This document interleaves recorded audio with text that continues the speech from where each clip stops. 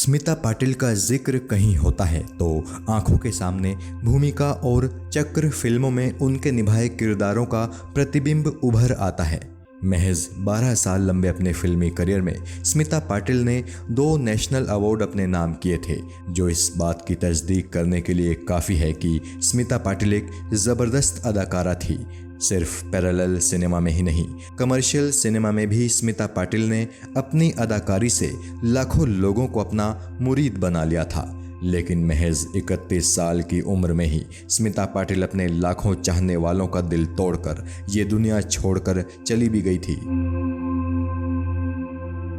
स्मिता पाटिल की कहानी किस्सा टीवी आपको पहले ही बता चुका है। स्मिता पाटिल की ज़िंदगी के जो किस्से हमने आपको बताए हैं वो पूरे यूट्यूब पर किसी ने नहीं कहे हैं। अगर आपने स्मिता पाटिल का बायोग्राफी वीडियो नहीं देखा है तो इस वीडियो के डिस्क्रिप्शन में आपको उनकी बायोग्राफी का लिंक मिल जाएगा। आप चाहें तो वो पहले देख सकते हैं। इस वीडियो में हम आपको स्मिता पाटिल की कुछ अनसुनी और रोचक कहानियां बताएंगे और हमें पूरा यकीन है कि आपको हमारी ये पेशकश ज़रूर पसंद आएगी। स्मिता की पहली कहानी जुड़ी है कई दमदार फिल्मों में उनके साथी कलाकार रहे ओम पुरी के साथ। दरअसल साल 1980 में रिलीज हुई फिल्म आक्रोश की शूटिंग चल रही थी और एक सीन में ओम पुरी को स्मिता पाटिल को थप्पड़ मारना था। ओम पुरी स्मिता पाटिल को बहुत हल्के से थप्पड़ मार रहे थे, लेकिन डायरेक्टर गोविंद निहलानी को ये पसंद नहीं आ रहा था। उन्होंने कई टेक लिए, लेकिन थप्पड़ वाला सीन ओम पुरी उनके मुताबिक कर ही नहीं पा रहे थे। तब गोविंद निहलानी ने ओम पुरी को समझाया कि तुम्हें स्मिता को असली थप्पड़ लगाना होगा, तभी ये सीन पूरा होगा, नहीं तो थिएटर में लोगों को साफ दिख जाएगा कि ये फेक सीन है। फिर अगले टेक में ओम पुरी ने हिम्मत जुटाकर स्मिता को एक जोरदार थप्पड़ मार दिया। इस तरह थप्पड़ वाला वो सीन तो ओके हो गया, लेकिन ओम पुरी का वो थप्पड़ स्मिता को इतनी जोर से लगा कि उनके कान में दर्द हो गया। स्मिता को मजबूरन दर्द की दवाई खानी पड़ी। थोड़ी देर बाद ओम पुरी स्मिता के पास पहुंचे और उन्होंने उस थप्पड़ के लिए स्मिता से माफ़ी मांगी, लेकिन स्मिता ने उनसे कहा कि फिल्मों की शूटिंग के दौरान ये सब तो होता ही है, इसलिए आप फिक्र मत कीजिए। स्मिता पाटिल शुरू से ही अपनी फेमिनिस्ट विचारधारा के लिए जानी जाती थी, लेकिन जब राज बब्बर संग उनके रोमांस की खबरें सामने आई तो स्मिता आलोचकों के निशाने पर आ गई। खुद स्मिता की मां विद्याताई पाटिल भी उनके खिलाफ हो गई थी।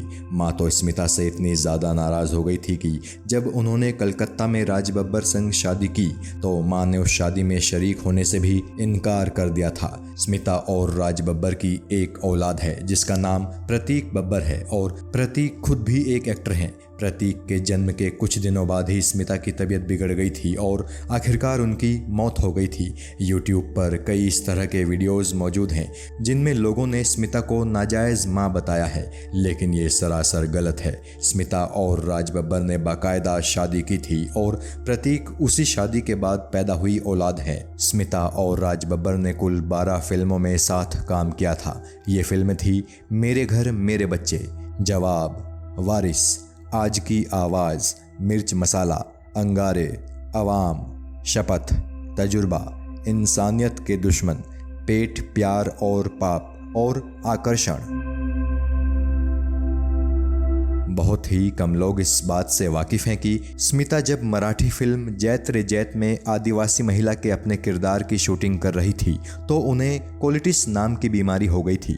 अपने किरदार को एकदम रियलिस्टिक बनाने के लिए स्मिता कुछ दिनों तक एक आदिवासी गांव में रही और उसी गांव के कुएं का पानी भी पीती रही, लेकिन वो पानी प्रदूषित था और उस पानी ने स्मिता को कोलिटिस बीमारी दे दी। ये बीमारी सामने आई कई सालों बाद जब स्मिता के पेट में बहुत बुरा इन्फेक्शन हो गया। इस वक्त तक उनके बेटे प्रतीक का जन्म हो चुका था। स्मिता के फैमिली डॉक्टर ने उनका इलाज शुरू किया और कहा कि पहली प्रेगनेंसी में कुछ महिलाओं के साथ ऐसा हो जाता है, लेकिन शाम तक स्मिता की तबीयत और ज़्यादा बिगड़ गई। आनन फानन में उन्हें जसलोक हॉस्पिटल में भर्ती कराया गया, लेकिन स्मिता को नहीं बचाया जा सका। स्मिता ने अमिताभ बच्चन के साथ शक्ति और नमक हलाल फिल्म में काम किया था। स्मिता पैरेलल सिनेमा की एक्सपर्ट थी, इसीलिए जब नमक हलाल में वो पहली दफ़ा कमर्शियल फिल्म में अमिताभ बच्चन के अपोजिट एक्टिंग करने आई तो शुरू में उन्हें बहुत ज़्यादा परेशानी हो रही थी।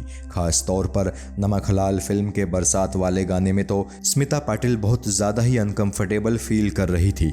उन्हें समझ नहीं आ रहा था कि ये सब उनसे क्यों कराया जा रहा है। हालांकि वो ये बात अच्छी तरह से जानती थी कि वो एक एक्ट्रेस हैं और डायरेक्टर के निर्देशों के मुताबिक उन्हें काम करना ही होगा। अमिताभ बच्चन ने जब महसूस किया कि स्मिता पाटिल को परेशानी हो रही है तो उन्होंने स्मिता से बात की और उन्हें काफ़ी समझाया। तब जाकर स्मिता पाटिल को थोड़ा हौसला मिला और नमक हलाल का वो बरसात वाला गाना उन्होंने परफेक्टली शूट किया। कुछ लोग कहते हैं कि इस गाने को शूट करने के बाद स्मिता पाटिल बहुत रोई थी और अमिताभ बच्चन ने उन्हें चुप कराया था, लेकिन ये बात सरासर गलत है। ऐसा कुछ कभी हुआ ही नहीं था। अमिताभ बच्चन के साथ भले ही स्मिता ने 2 फिल्मों में ही काम किया हो, लेकिन अमिताभ स्मिता की प्रतिभा के कायल थे और वो स्मिता का बहुत सम्मान करते थे। जिस वक्त अमिताभ बेंगलोर में कुली फिल्म की शूटिंग कर रहे थे, उस वक्त स्मिता ने एक बहुत बुरा सपना देखा था। उन्होंने देखा कि अमिताभ बच्चन पर कोई मुसीबत टूट पड़ी है। वो काफ़ी ज़्यादा घबरा गई। अगले दिन सुबह उन्होंने बेंगलोर के होटल में अमिताभ को कॉल किया और उन्होंने अमिताभ को अपने सपने के बारे में बताया। अमिताभ ने हंसकर कहा, मैं एकदम ठीक हूँ स्मिता जी, आप फिक्र मत कीजिए। और अगले दिन अमिताभ बच्चन कुली फिल्म की शूटिंग के दौरान एक हादसे में बहुत बुरी तरह से घायल हो गए। अमिताभ की जिंदगी खतरे में आ गई थी। इस तरह स्मिता पाटिल का वो सपना सच साबित हो गया। साल 1981 में स्मिता पाटिल की चक्र फिल्म रिलीज हुई थी। इस फिल्म के लिए स्मिता पाटिल को उनके जीवन का दूसरा राष्ट्रीय पुरस्कार मिला था। साथ ही फिल्म फेयर ने भी स्मिता पाटिल को इस फिल्म के लिए बेस्ट एक्ट्रेस के खिताब से नवाजा था। लेकिन इसी फिल्म में स्मिता पाटिल का एक ऐसा सीन था जिससे देश भर में बवाल मच गया था। फिल्म के एक सीन में स्मिता पाटिल लगभग अर्धनग्न होकर खुले में नहा रही थी। फिल्म के डिस्ट्रीब्यूटर्स ने इसी सीन की तस्वीर को फिल्म के कुछ पोस्टर्स पर छपवाया और देश भर में फैला दिया। उस जमाने में ये एक बहुत बड़ी बात थी और इस तस्वीर को देखकर लोगों ने स्मिता पाटिल की काफ़ी आलोचना की थी। लेकिन स्मिता पाटिल ने एक इंटरव्यू में अपना पक्ष रखते हुए कहा था कि फिल्म का पोस्टर कैसा होगा ये वो नहीं बल्कि डिस्ट्रीब्यूटर्स तय करते हैं। साथ ही उन्होंने कहा था कि अगर रोज़ की ज़िंदगी में लोग झुग्गियों में रहने वाली औरतों को इस तरह से नहाते देखते हैं तो वो ध्यान भी नहीं देते और आगे बढ़ जाते हैं, जबकि फिल्म में उनके इस तरह के सीन पर लोग आपत्ति कर रहे हैं। अक्सर बहुत से लोग ये कहते हुए दिखाई सुनाई दे जाते हैं कि स्मिता पाटिल का ये नाम इसलिए पड़ा था कि जब वो पैदा हुई थी तो उनके चेहरे पर मुस्कान थी, इसीलिए उनकी मां ने उनका नाम स्मिता रख दिया था। जबकि ये बात पूरी तरह सच नहीं है। स्मिता एक प्रीमेच्योर बेबी थी और 7वें महीने में ही उनका जन्म हो गया था। स्मिता जब पैदा हुई थी तो उनकी सेहत बड़ी नाजुक थी। डॉक्टरों ने तो यहाँ तक कह दिया था कि शायद ये बच्ची जिंदा भी न रह पाए। जन्म के वक्त इनकी माँ इन्हें प्यार से मित्या कहकर पुकारा करती थी। शुरू में स्मिता की तबीयत अक्सर ख़राब रहती थी, लेकिन जब कुछ वक्त बीत गया और उनकी तबीयत थोड़ी सही होने लगी तो उनके चेहरे पर हमेशा एक मुस्कान रहने लगी। बेटी के चेहरे पर मुस्कान देखकर उनकी माँ ने उनका नाम स्मिता रख दिया था। यानी स्मिता को ये नाम इसलिए मिला था चूँकि वो छोटी उम्र में मुस्कुराती थी। ये बात तो सच है, लेकिन पैदाइश के वक्त ही वो मुस्कुरा रही थी, ये बात सच नहीं है। हम सभी ये बात जानते हैं कि फिल्मों में आने से पहले स्मिता पाटिल दूरदर्शन मराठी में न्यूज़ रीडर हुआ करती थी। स्मिता की बायोग्राफी में हमने ये पूरी कहानी बताई है कि कैसे स्मिता दूरदर्शन का हिस्सा बनी थी, लेकिन कुछ चीज़ें हमसे उस वक्त छूट गई थी जो हम यहाँ आपको बताना चाहते हैं। हुआ कुछ यूँ था कि स्मिता मुंबई के एल्फिंस्टन कॉलेज से मास कम्युनिकेशन की पढ़ाई कर रही थी। उन्होंने कभी सोचा भी नहीं था कि वो फिल्मों में अपना करियर बनाएंगी। स्मिता की बड़ी बहन अनीता के एक दोस्त हुआ करते थे जिनका नाम था दीपक कृपेकर और जिनकी पत्नी ज्योत्सना कृपेकर डीडी मराठी की जानी मानी न्यूज रीडर थी। ज्योत्सना के कहने पर दीपक कृपेकर ने स्मिता की कुछ तस्वीरें ली थी। जिस वक्त ज्योत्सना डीडी ऑफिस में स्मिता की तस्वीरें देख रही थी, उस वक्त इत्तेफाक से डीडी के तत्कालीन हेड कृष्णमूर्ति भी वहां से गुजर रहे थे। उन्होंने ज्योत्सना के हाथों में स्मिता की तस्वीरें देखी। स्मिता की तस्वीरें मिस्टर कृष्णमूर्ति को इतनी ज्यादा पसंद आई कि उन्होंने ज्योत्सना से स्मृति को को न्यूज़ रीडर के इंटरव्यू के लिए साथ लाने को कहा। ज्योत्सना किसी तरह स्मिता को मनाकर अपने साथ डीडी ऑफिस ले आई। वहां मिस्टर कृष्णमूर्ति ने स्मिता से एक गाना सुनाने को कहा। स्मिता ने उन्हें एक गाना सुना भी दिया और मिस्टर कृष्णमूर्ति को स्मिता का गाना इतना पसंद आया कि उन्होंने स्मिता को तुरंत सिलेक्ट कर लिया। और जानते हैं स्मिता ने इंटरव्यू में कौन सा गाना गाया था? स्मिता ने उस दिन मिस्टर कृष्णमूर्ति को बांग्लादेश का राष्ट्रगान सुनाया था, जो कि गुरुदेव रविंद्रनाथ टैगोर ने ही लिखा था। और स्मिता का बंगाली गाने का अंदाज बहुत ही शानदार था। स्मिता ने महान दिलीप कुमार के साथ शक्ति फिल्म में काम किया था। इस फिल्म में अमिताभ बच्चन उनके हीरो थे। इस फिल्म की शूटिंग के दौरान स्मिता ने अपने एक इंटरव्यू में कुछ ऐसा बोल दिया था जिस पर मीडिया ने काफ़ी गॉसिप की थी और इसे एक बवाल बनाने की कोशिश भी की थी। हालांकि मीडिया की ये प्लानिंग फेल हो गई थी। दरअसल उस इंटरव्यू में रिपोर्टर ने स्मिता से पूछा था, क्या आपको दिलीप कुमार के सामने एक्टिंग करने में नर्वसनेस होती है? इस पर स्मिता ने जवाब दिया, नहीं, दिलीप कुमार जी के सामने मुझे कोई नर्वसनेस नहीं होती है, मैं तो आराम से अपना काम करती हूँ। फिर रिपोर्टर ने उनसे पूछा, आपको दिलीप कुमार की कौन सी फिल्म सबसे ज़्यादा पसंद है? स्मिता ने जवाब दिया, मैंने आज तक दिलीप कुमार की कोई फिल्म नहीं देखी है। स्मिता की इसी लाइन को मीडिया ने बवाल बनाने की कोशिश की। कुछ लोगों ने तो इसे दिलीप कुमार का अपमान भी करार दिया, लेकिन दिलीप कुमार ने इस पर कभी कोई रिएक्शन नहीं दिया, ना ही उन्होंने स्मिता के प्रति कोई नाराजगी जाहिर की। स्मिता के साथ उन्होंने पूरी फिल्म एक अच्छी बॉन्डिंग से कंप्लीट की और इस तरह मीडिया की ये चाल फेल हो गई। कई लोग ये दावा करते हैं कि स्मिता पाटिल ने film and television institute of India Pune यानी FTII से एक्टिंग की ट्रेनिंग ली थी, जबकि ये बात सरासर गलत है। स्मिता पाटिल ने कभी भी FTII में दाखिला नहीं लिया। हालांकि वो अपने एक दोस्त के साथ FTII में काफ़ी वक्त गुजारा ज़रूर करती थी, लेकिन उन्होंने वहाँ दाखिले की कभी कोशिश भी नहीं की थी। स्मिता जब दूरदर्शन में न्यूज़ रीडिंग करती थी, उस वक्त से फिल्मों में उनकी दिलचस्पी बढ़ी थी और उसी दौरान उन्हें फिल्मों के ऑफर्स मिलने शुरू हुए थे। बहुत ही कम लोग इस बात से वाकिफ हैं कि स्मिता पाटिल को महान मनोज कुमार जी ने अपनी फिल्म रोटी कपड़ा और मकान में एक रोल ऑफर किया था। इसके लिए मनोज कुमार जी ने स्मिता के पाटिल शिवाजी राव पाटिल को अप्रोच किया था, जिनसे उनकी बढ़िया दोस्ती थी, लेकिन तब स्मिता ने इस फिल्म में काम करने से इनकार कर दिया था।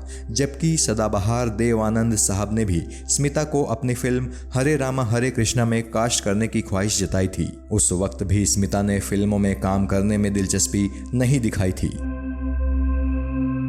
स्मिता पाटिल को उनका पहला नेशनल फिल्म अवार्ड भूमिका फिल्म के लिए मिला था। उस वक्त स्मिता की उम्र महज 21 साल थी। स्मिता का नाम जब नेशनल फिल्म अवार्ड के लिए अनाउंस किया गया था, तो उस वक्त वो फिल्म सर्वसाक्षी की शूटिंग के लिए महाराष्ट्र के किसी दूर दराज के गांव में मौजूद थी। उनके घर पर दिल्ली से एक टेलीफोन गया जो उनकी मां ने उठाया था। फोन करने वाले ने स्मिता की मां विद्याताई पाटिल को बताया कि आपकी बेटी ने नेशनल अवार्ड जीता है और उसे 10,000 रुपये इनाम में मिलेंगे।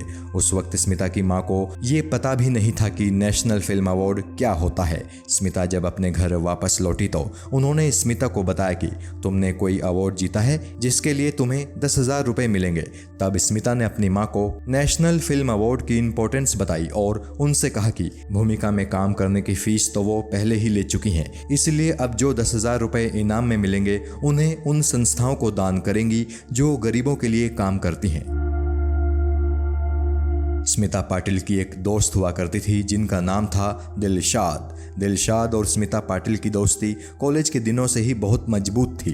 क्योंकि स्मिता को कार चलाने का बहुत शौक था, तो एक दिन उन्होंने अपने किसी दोस्त की जोंगा जीप ली और दिल्ली से मुंबई बाय रोड जाने का प्लान बनाया। उनके इस प्लान में उनकी दोस्त दिलशाद भी शामिल थी, जबकि दिलशाद को गाड़ी चलाना भी नहीं आता था, यानी पूरे रास्ते सिर्फ स्मिता को ही गाड़ी चलानी थी। दरअसल दिल्ली से मुंबई के सड़क के रास्ते में बीच में चंबल भी पड़ता था, जो महिलाओं के लिए बिल्कुल भी सुरक्षित नहीं माना जाता था। इस वक्त तक स्मिता अपना पहला नेशनल अवार्ड जीत चुकी थी और देश का जाना पहचाना चेहरा बन चुकी थी। स्मिता ने यह प्लान जब अपनी बड़ी बहन अनीता को बताया तो वो बहुत घबरा गई, लेकिन स्मिता ने किसी तरह अपनी बहन को मनाते हुए उनसे ये वादा लिया कि इसके बारे में वो माँ को कुछ नहीं बताएंगी।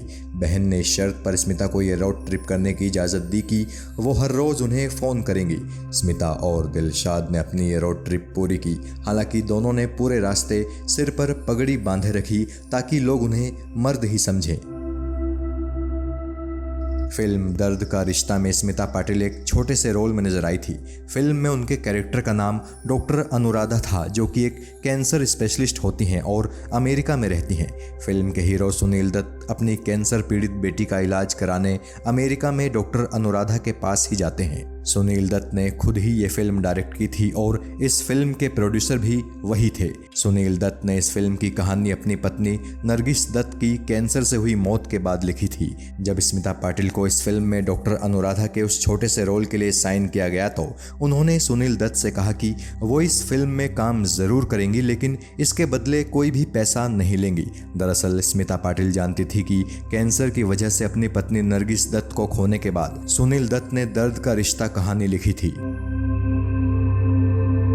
आपको जानकर हैरानी होगी कि स्मिता पाटिल को सोने से भी ज्यादा चांदी से प्यार था। उन्हें चांदी की ज्वेलरी पहनने और कलेक्ट करने का बड़ा शौक था। कुछ फिल्मों में तो स्मिता पाटिल ने खुद की ज्वेलरी भी पहनी थी। जब्बार पटेल की चर्चित मराठी फिल्म जैत रे जैत में स्मिता पाटिल ने जो सिल्वर पेंडेंट पहना है वो उन्होंने खुद अपने पैसों से खरीदा था। जैत रे जैत के लिए स्मिता को फिल्म फेयर मराठी अवार्ड्स ने बेस्ट एक्ट्रेस का अवार्ड दिया था। कई ऐसी फिल्में भी थी जिनमें स्मिता पाटिल ने अपनी मां विद्याताई पाटिल की साड़ियां पहनी थी। साल 1982 में आई जब्बार पटेल की ही मराठी फिल्म उम्बरठा में स्मिता पाटिल ने जितनी भी साड़ियां पहनी थी वो उनकी मां की ही साड़ियां थी। वहीं गोविंद निहलानी की अर्ध सत्य में भी उन्होंने अपनी मां की ही साड़ी पहनी थी।